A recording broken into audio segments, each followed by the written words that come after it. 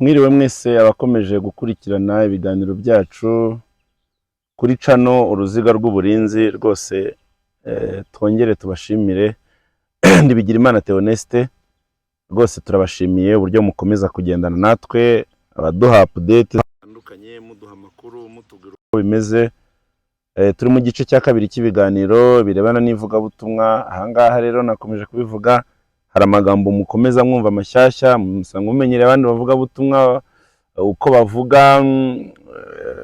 Rero uburyo bwacu Imana yaduhaye mu ruziga ni ubuhanuzi, ni uguhanura, ni ubushakashatsi, no kuvuga amagambo mashyashya y'ubuhanuzi Imana yatanze kugira ngo abantu bahindure systeme, bahindure uburyo bakoraga ibintu. Uburyo bakoraga ibintu mu kanya tuza kuvuga kuri ndondoro umenye. Twakomeje kuvuga ndondoro umenye, ibintu byose niho bizingiye. Nkuko nakomeje kubabwira, Theoneste muri kuvugana, Theoneste washotoye Imana, Theoneste w'umukozi w'Imana, Theoneste w'umuhanuzi. Nanjye nemera ko ndi umuhanuzi kubera iyo titre nayihawe umunsi nashotoraga Imana. Ndayishotora nshaka kumenya amabanga yayo akomeye menshi atandukanye, ariko ndashimira kugeza ubu ko muri ya mabanga ikomeje kunganiriza, ikomeje kunyereka ibintu byinshi kandi bigari. Ni nayo mpamvu mvuga ngo niyo yampaye uburenganzira bwo gutangiza uruziga rw'uburinzi, kuko n'amazina niyo yatanze. Nkuko nababwiye ko aboneka muri Yeremiya, mu gitabo cya Bibiliya, igitabo cya Yeremiya igice cya 18 kuva ku murongo wa mbere kugera ku murongo wa 9. Yeremiya, haguruka ugende, nugera mu rugo rw'umubumbyi niho ndi bwumvishirize amatwi yawe, niho ndi buyumvishe, niho amaso yawe ndi buyafungure ukabona byinshi bitandukanye, niho ndi bukuganiririze. Yeremiya yubahiza itegeko ry'Imana ryitwa movement, haguruka ugende. Ijambo ryitwa ngo haguruka ugende ryabwiwe intumwa za Yesu Kristo. Iri jambo ryagiye ribwirwa abantu bakomeye. Aburahamu, haguruka ugende. No kuvuga ngo rero iri jambo rya movement ngiyo ndi no kurivuga, ndanaribwira n'urubyiruko, ngakomeza kubabwira mu biganiro byagiye bibanza mu gice cya mbere. Mukumva ngo uyu mugabo ngo kubera iki ngo bari kutubwira ibintu by'ubwenge gusa, ko tuzi ko ari umukozi w'Imana, kuki atabivuga muri bwa buryo tumenyereye? Ntabwo uburyo mumenyereye, ni bishyashya nyine. Iyo mpawe bishyashya nanjye ntanga bishyashya. Haguruka ugende, iyo movement, principle ya movement ngo iri universal ku Mana. Haguruka ugende ni ibintu biremereye cyane. Aha hantu rero nagiye mbwira abantu ngavuga ngo muzarebe n'abantu, umuntu arakura ku musozi w'iwabo, iyo umuntu adahagurutse ngo agende ntago yaguka, ntago asobanukirwa byinshi. Kuko ku musozi w'iwabo Yesu niwe wabwiwe ngo nta muhanuzi wabo, niwe wabyivugiye. Yesu ku musozi wabo nibo abantu bamupingaga. Kariya gahungu kwa Yosefu na Mariya, kariya gahungu tutazi ukuntu kavutse, ku musozi w'iwanyu nyine n'umusozi w'iwanyu. Rero baravuga ngo umuntu ntago ajya umunyacyubahiro, biragoye. Niba nakwita umunyacyubahiro ku musozi w'iwanyu, uzamenye ngo burya ubu narenze, burya ugiye ahandi wakora n'ibirenze ibyo ngibyo. Ngo haguruka rero ugende, umuntu kugira ngo yaguke neza ibintu bimurimo bibashe gutomora, cyangwa se kugira ngo akire ibindi bintu bimurimo, bya bindi byangiza, akorerwe deliverance ya nyayo. Hari aho bisaba kumubwira ngo haguruka ugende. Ya myuka ihora ikuganiriza, ikwereka cya kirere wamenyereye, kikwereka ibintu bipfuye, wajya kurya mugashikagurika ukabona ibintu bibi gusa. Oya, haguruka ugende, genda uhindura ikirere. Aha hantu handi numara kuhagera uratangira kumva undi mwuka mwiza. Niyo mpamvu rero tuvuga ngo mu nsanganyamatsiko dukunda kugira, reka mbyite mu bigize ikirango cy'uruziga, nakomeje kuvuga ngo environment. Bitavuga ngo ni imvugo iri mu Cyongereza ngo build yourself to attract and influence your environment. Gerageza wiyubake, gerageza wisobanukirwe. Numara kwisobanukirwa mu bugari bwawe, uragenda usobanukirwa n'imbaraga z'Imana muri wowe, and then uragenda umenya amahirwe n'ubushobozi ufite muri wowe. Ukugenda rero ushininga, cyangwa se ugenda umurika, ni kugenda abantu, nicyo bita igikundiro cy'Imana, ni kugenda ukurura abantu bakakubona. Rwa rukundo ruri guhatiriza ngo kuki abantu batankunda, abantu baragukunda birikora kubera ko ufite ubwiza bw'Imana. Abajya barimba ngo abana b'Imana ni beza bambaye ubwiza bw'Imana, abana b'Imana ni beza bambaye ubwiza bw'Imana. Ubwiza bw'Imana nyine n'ubwo ngubwo. Muri terme psychologique bavuga ngo s'étendre, kugenda waguka. S'étendre no kugenda waguka mu bunini, ugenda urushaho kumva uryohewe n'uriwe, ugenda urushaho kumva uryohewe n'ubuzima ubayemo. Ibyo byose rero ugomba kuba udafite ibintu bikuziga, ibintu bikuzirika. Abantu benshi rero mubona bagenda muzi ngo barabohotse kandi baziritse. Akenshi rero uri ku musozi w'iwanyu urazirikwa n'ubukene, ukazirikwa n'agasuzuguro n'igisuzuguriro. Uyu muntu nta kigenda, umuntu wo kwa kanaka haha kuzambaga kabutura gacitse mu kibuno, abantu bakubona babona utangiye kuba umugabo ngo yabaye igitifu w'umurenge, nguri yase ngo yatugeza kuki, umwana wo kwa kanaka yabaye igitifu w'umurenge. So urumva ko nyine biba bigoye mu buryo umuntu yaguka yagukira ahandi, no mu buryo umuntu yaguka yagukira ku musozi w'iwabo. Mu buryo rero bw'ivuga butumwa Imana ihitamo, mu buryo bwo kwaguka, haba no mu buryo bw'iterambere ry'ubukungu muri rusange, haba no muri terambere ry'umwuka. Umuntu yahagurutse akabasha kumuvinga akagera mu kindi kirere, abasha kuba inshuti yacyo, akongera akabyiga bundi bushya. Hano rero rwose ndabibatuye. Niyo mpamvu niba abantu bashaka gushayininga, rwose gushayininga no kuba mu kirere wavukiyemo ni ibintu bitajya bikunda guturana. Aha hantu rero nabyo abajene mu byumvireho ko guhaguruka, to stand and move, iyi movement rwose ni ibintu bikomeye, ni ibintu by'agaciro, bishobora gutuma rwose ugenda kurushaho. Narinje rero nibyo nababwiraga rero ngo mu ruziga rwacu, mu ruziga rw'Imana, mu ruziga rw'uburinzi Imana nakomezaga mvuga uko yarutanze, nihaguruka ugere mu rugo rw'umubumbyi. Aho ni mu rugo rw'Imana ishobora byose, umuremyi wa byose. Kuko ngo yarahageze abona ibintu byose bikorerwa hehe, bikorerwa ku muzenguruko, bikorerwa ku ruziga. Uruziga rero ibintu nahitaga nanjye mpita mbireba nkuko Yeremiya ari kubibona, nkabona ibintu biri kwituruna, uko muzi ibintu bizenguruka byituruna, bimwe byapfuye ibindi byagenze neza, ibyapfuye n'ibyagenze neza. Ubuzima rero bwo mu isi burazenguruka, nubona uri mu kibazo uzamenye ko n'igisubizo kiri aho ngaho. Ntugakangwe n'ikibazo, kuko ikibazo birazenguruka bikongera bikagwa mu gisubizo. Uko umuntu urushinge rw'isaha rugenda umujyi umwe, urugenda rwimuka, twari saa 4 tukagera saa 5, uko bigera saa 6 igisubizo cyabo kiri saa 7 kiri saa 8. Niba nijoro bitari bimeze neza, ariko mu gitondo biraza kumera neza. Rero ubuzima bw'isi, iyi saha ndimo ndavuga ntabwo ari ya saha isanzwe. Niyo mpamvu bukunda kumva abakozi b'Imana bavuga ngo isaha y'Imana ntabwo iragera. Birazenguruka, hari ikibazo ariko hari n'igisubizo. Komeza rero umenye neza ko ikibazo nta kibazo nta gisubizo, nta gisubizo nta kibazo. Ibyo ni ibintu bigendana. Izo nizo filozofi tukomeza kubwira abantu basenga Imana ngo Imana ngo turapfuye. Oya, ntago murapfa, haracyari ibyiringiro. Imana irabakunda. Niturebe urukundo rw'Imana, niturebe umubano nayo gusa, ibindi bizaza nyuma. Mubanze mushake ubwami bw'ijuru no gukiranuka kwayo, mu abantu b'Imana muyinezeze, mu abantu bayihesha icyubahiro cy'Imana kigenda kibuzura. Uko kigenda kibuzura niko ibibi bigenda bibahunga. Ubwiza bw'Imana, igitinyiro cy'Imana gituma ibibi biduhunga. Iki kintu rero dukwiye kucyumva neza.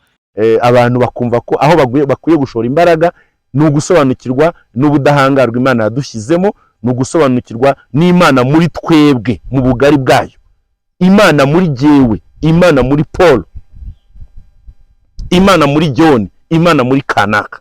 Buri muntu n'Imana ye. Iyo niyo Mana y'umwimerere. Ibyo ukora nk'amakosa birakwigisha gukosora. Ntabwo ibyo ukora nk'amakosa bigushyira kure y'Imana, no. Ahubwo ikibazo gihari kucyuguma kugendera mu makosa, kucyumva ko waguma mu mafuti, mu bintu bitaguhesheje icyubahiro. Ubwabyo nawe ubwo urabizi ko bitaguhesha icyubahiro. Kubera iki? Ko byakwangiriza ubuzima kuki ubikunda. Ni urugamba ariko nkuko twakomeje kubivuga. So ndagira ngo ngaruke rero Ndabashimiye rero, ndagira ngo tugaruke ku jambo ryitwa ibyiciro by'abantu bari mu ruziga cyangwa se abantu bari mu murimo. Uruziga rw'uburinzi rero harimo ijambo uruziga, kandi hazamo n'ijambo ryitwa uburinzi bw'Imana. Umuremyi niwe waturemye, ni nawe uturinda. Iyo udashatse kwa kurinda, ibintu birakuyobera. Iyo wemeye kujya mu burinzi bwe, ibintu biroroha, upfa kugendera ku mabwiriza. Ndaje rero muri ibi byiciro bitatu rero, hari icyiciro cya mbere cyitwa uwibwira. Iki cyiciro n'amagambo y'ubuhanuzi Imana yatanze ngo mu ruziga muzahura n'abantu, cyangwa se uruziga twabonye ko ari nk'ubwato mu nyanja, mu bwato, mu rugendo rwo kurwana, guhatana n'ibitugerageza kugira ngo tubeho neza. Nirwo ruziga rw'ubuzima. Murasangamo abantu b'ibyiciro bitatu. Murasangamo itsinda ry'abantu bitwa uwibwira, ngo ni itsinda ry'abantu bafite byinshi bikubiyemo ubunararibonye, experience, niyobokamana, birumvikana, abantu bafite ubuhanga butandukanye, abantu bafite icyubahiro kirenze, abantu bafite ubukire burenze. Rwose nubwo ndi kubabwira ndabizi ko murenze, kandi kude chapeau ndabubaha, ariko nubwo mbubaha, ariko mwibuke neza hejuru yanyu hari iki? Hari Imana. Ibyo wibwira rero, uko twasomye ririya jambo riboneka mu rwandiko rwa mbere rw'Abakorinto, igice cya 8 umurongo wa 2 kugera wa 3, ngo wibwira ko hari ikintu azi ntacyo arabona. Hari ibintu byinshi biguteganyirijwe wari ukwiye kubona, ukwiye gutegereza ukabikurikirana ukabona ibirenze. Ibyo bintu rero niba ubona uri umukire mu butunzi bwo mu isi, umenye ngo Imana igukeneye kuba n'umukire mu buzima bwiza, ukaba umukire utunze ariko unabayeho neza, umukire utarwaragurika, umukire ufite sekirite mu Mana. Niba ufite ubunararibonye mu iyobokamana, uri umupasiteri warize amateoloji, amasomo menshi, uri umuhanga muri teoloji, abandi n'abahanga mu mategeko, abandi n'abahanga mu buvuzi, abandi n'abahanga muri ekonomi, no, uri umuhanga muri teoloji, ariko umenye neza ngo ubwo buhanga bwawe hari ibindi bintu utaramenya, hari ibindi bintu ukwiye kwiga bindi bigari cyane. Ahangaha rero niho rero tuvuga ngo iri tsinda ry'aba bantu rwose mwokabyaramwe, ikigeragezo mufite kirenze ibindi byose. Niba hari umuntu urwaye kurenza abandi bose, ni umuntu witwa ko azi ubwenge, ni umuntu wumva ko ari mwiza ku isura, ni umuntu wumva ko ahambaye. Uwo muntu burya ibyo umubwira byose uri gusuka ku rutare. Uwo muntu abarwaye indwara yitwa kunegirija, ibintu byose aba ari kubibona, ahora bigeranya n'uwari wakavuga ati se ibyo ni ibiki.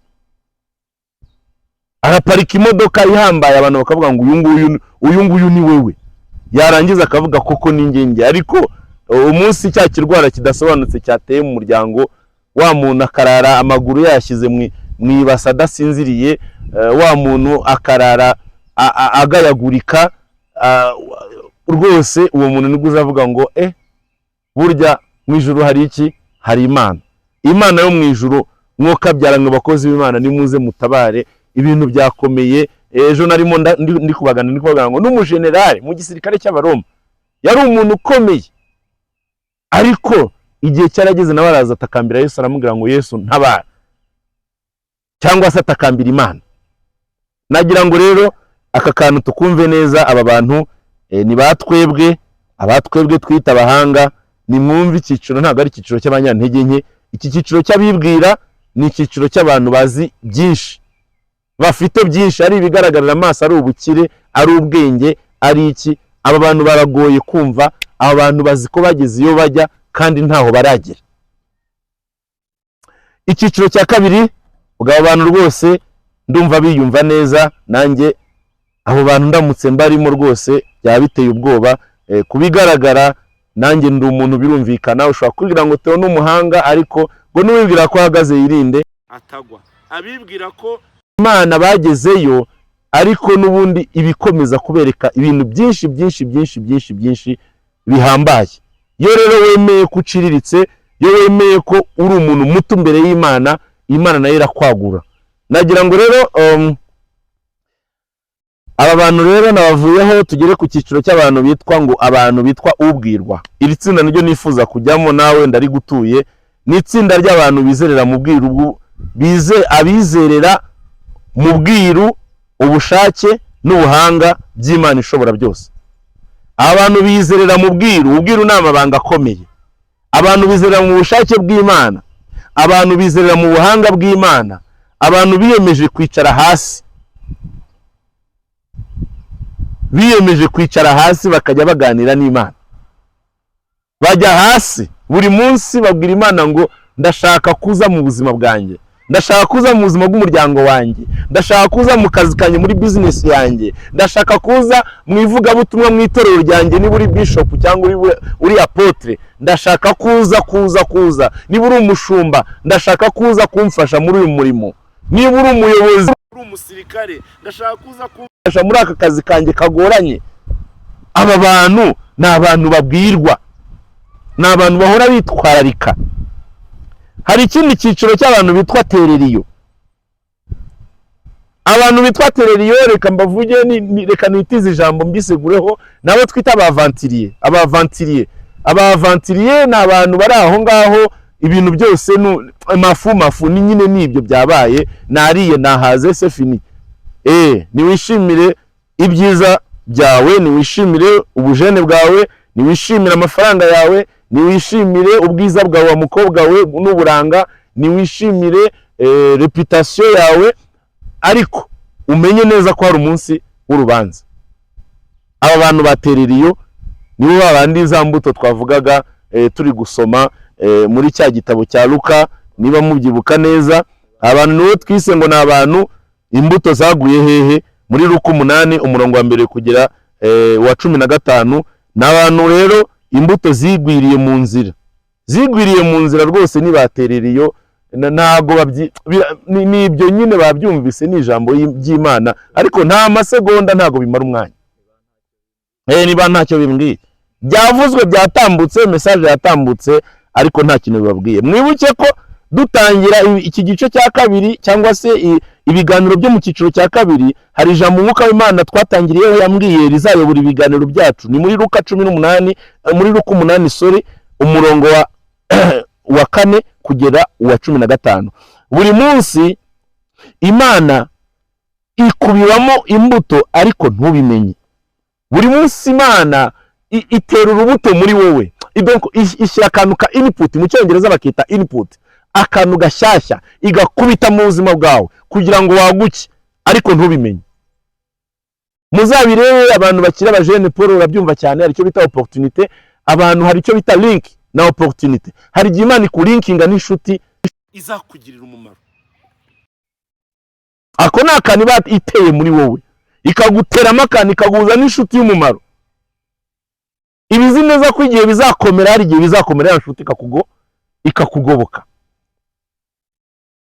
Nayo ni imbuto bagutereyemo. Hari igihe rero Imana buri munsi burya ngo igutereramo akantu, ngo everyday, buri munsi burya ngo Imana iradusura ikadutereramo akantu, ariko ikibazo cy'abantu dufite ntago dufite umwanya wo kubimeditaho ngo tubitekerezeho tubirebe neza. Izi mbuto rero zaguye mu nzira tukomeza kubivugaho, niwe bano batereriyo. Akantu niyo mpamvu nagomba kongera kukagarukaho kabatereriyo. Abantu rero rwose ugasanga ntago byitayeho, ariko ngo niwita ku bintu iby'Imana n'ubyitaho nayo izagusura. Narayishotoye mubyibuke neza, nayisigaye inshotora. Narayidistabinze, ndayibaza kubera iki, ndayikubaganya, ndayibaza kubera iki, mba mbona utari umunyembaraga. Nayirangije yambwira ngo ndaba umunyambaraga gute kandi ari mwe ndi bukoreshe kugira ngo muzigaragaze imbaraga zanyu. Bari abatipe mwari mwabona Satani bakoreramo se, mwari mwamubona se? Atoya, uwo muntu niwe umuntu ashobora kujya ari mukumva ngo umuntu mujya mubyumva nubwo tutabyemera ko bitagaragarira amaso, ariko mukumva ngo umuntu yihinduye ipusi, ngo umuntu ngo yihinduye inzoka. Kuyikubita ikakubwira inzoka ikavuga ngo ariko uranshaka wiki. Uwo muntu kugira ngo ajye kwihindura ipusi, ajye kwihindura ikindi kintu, hari inzira binyuramo. Aba yakoresheje, hari imbaraga bayakoresheje akishaka imbaraga muri we. Rero natwe rero niba dushaka kubana n'Imana, Imana yambwiye ngo abantu barara amajoro bari gushakisha imbaraga zidasanzwe, bari gushaka connection, bari gushaka gufatisha umunara wabo. Ariko mwebwe ibintu ntago mubyitaho. kugira ngo mbabone nuko nkoresha imbaraga z'umurengera. Ese nzakomeza mbahatirize kugeza ryari?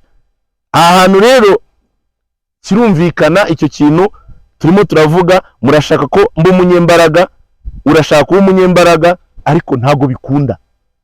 Kubera iki? Ntago wabihaye imbaraga. Aha hantu rero narashotoye, nayiranshotora. Ubwirwa rero Imana iramusura, agaca bugufi, ubuhanga bwe akabishyira hasi, agashaka kwaguka. Abantu bafite ubunararibonye, bafite ibintu by'ibitangaza, abantu bize amashuri menshi, rwose mbagarukeho iki kintu tucyumve neza. Hari icyo bishaka kuvuga. Aba bantu impamvu nabo baza guhura na watereriyo, nabo bahinduka za mbuto zaguye mu mahwa, cyangwa zaguye ku kara. Zazindi zaguye mu mahwa zibura amazi meza. Niba wigize umuhanga, uri umuntu uzi ibintu byinshi, niba uri umuntu usobanutse, uri umuntu wize amashuri menshi, niba uri umuntu ufite experience mu bya teologiya, ntabwo Imana iri buze kugusura, ntabwo Umwuka Wera ari bugusure ngo ubyumve, kubera ko wamaze kwiyumva ko wagezeyo.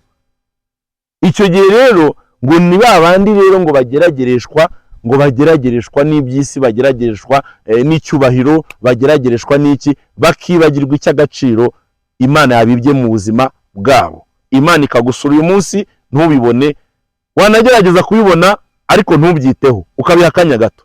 Bariya abantu bahora bari busy. Ntabwo bari busy kubera ko badafite icyo bakora, ahubwo bari busy kubera ko umutwe wabo bahora bumva ari abantu bafite byinshi birenze.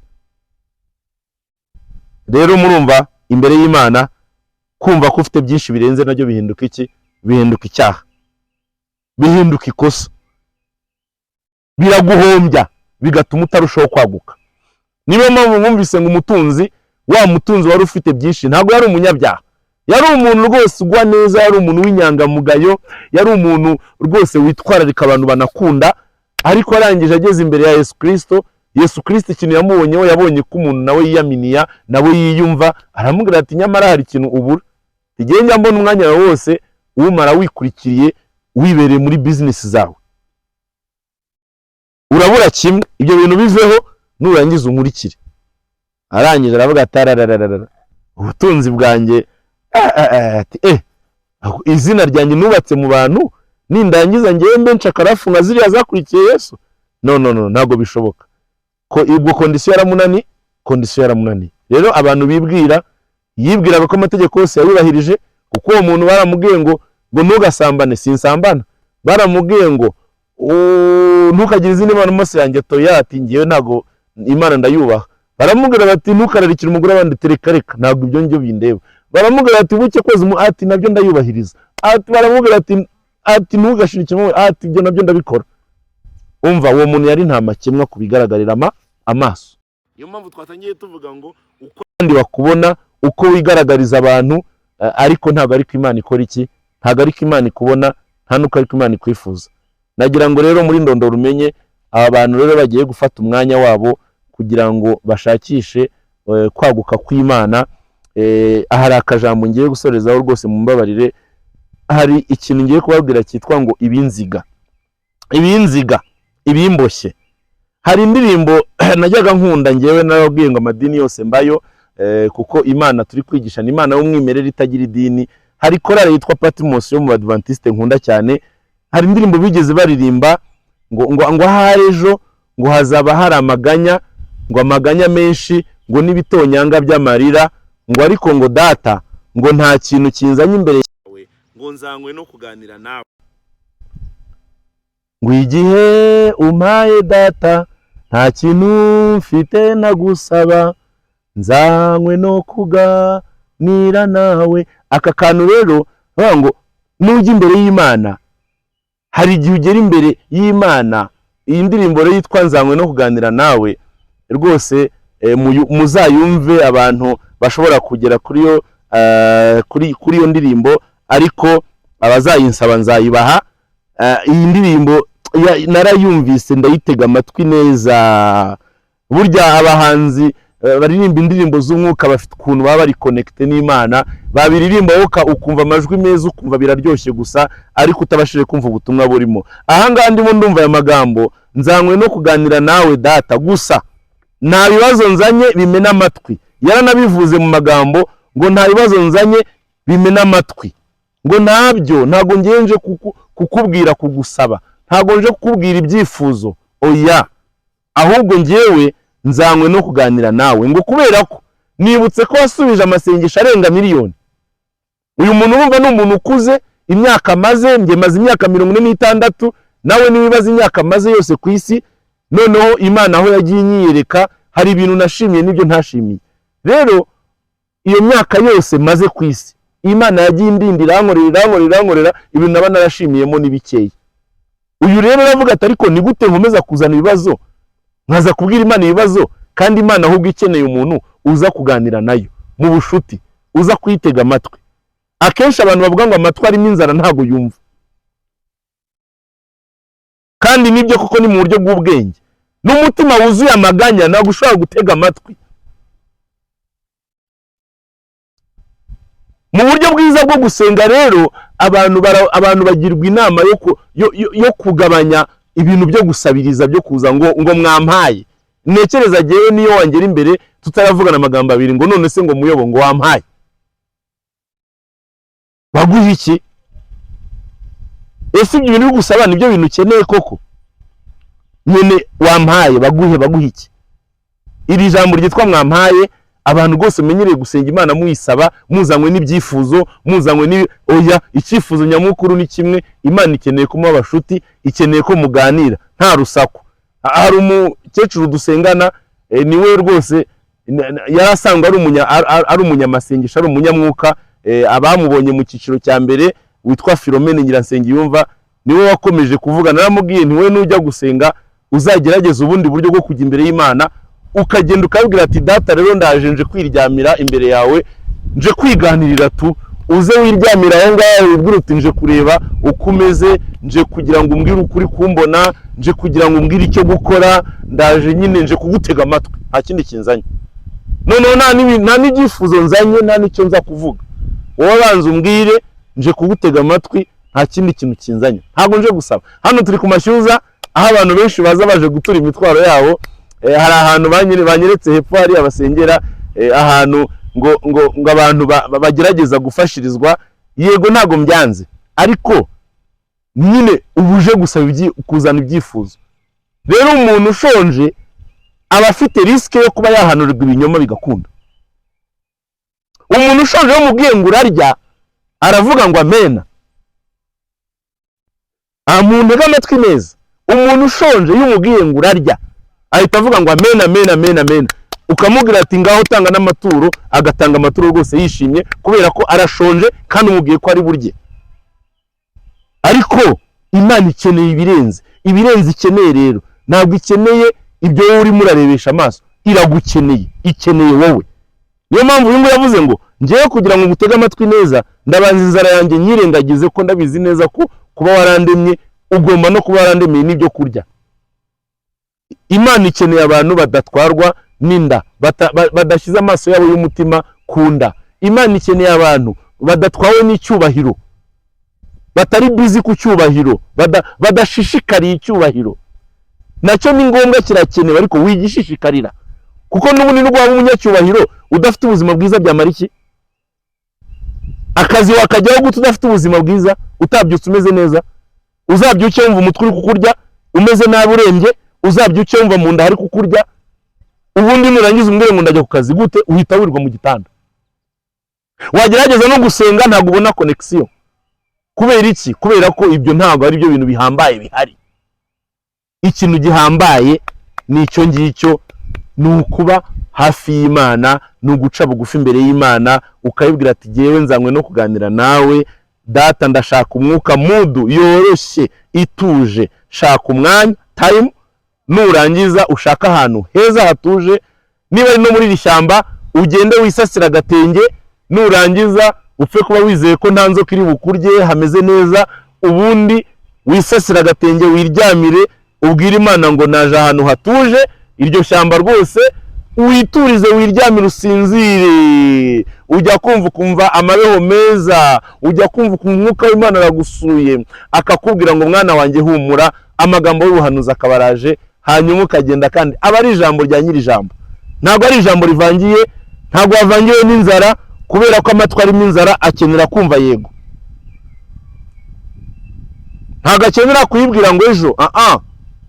Nagira ngo rero abantu mukomeje kutwumva tubashimire, aka kantu rwose kari ngombwa cyane kugira ngo mukumve, ariko isezerano ry'umuremyi wacu rwose nagira ngo mwumve ko buri uko muje imbere yanjye ngo mujye muturisha imitima yanyu, muyibwira aya magambo muti nubwo ntabwo turi ibyomanzi mu rugo rwa data, turabana mu rugo. Aha ndaje muri Nondo Rumenye ndakibararikiye mu kanya aya magambo kugira ngo nyabasobanurire neza uko Imana yampaye akantu kitwa kuba ibyomanzi no kuba abana mu rugo. Ibyomanzi abana mu rugo, ugasanga umuntu agiye gusenga Imana arimo arayibwira ati Imana rwose jewe aje nyine yishinja ibyaha, nakoze ibyaha, nagize gute.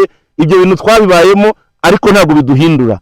Dukeneye kubana n'Imana, Imana itwumva, idukunda, Imana idutega amatwi mu byiza no mu bibi. Ni umubyeyi kandi umubyeyi yakira umwana we uko aje kose. Murakoze, ndabashimiye, ibihe byiza, murakagira Imana n'amafaranga. Uwagize Imana abona byose. Murakoze, ndabashimiye, naho mu kanya.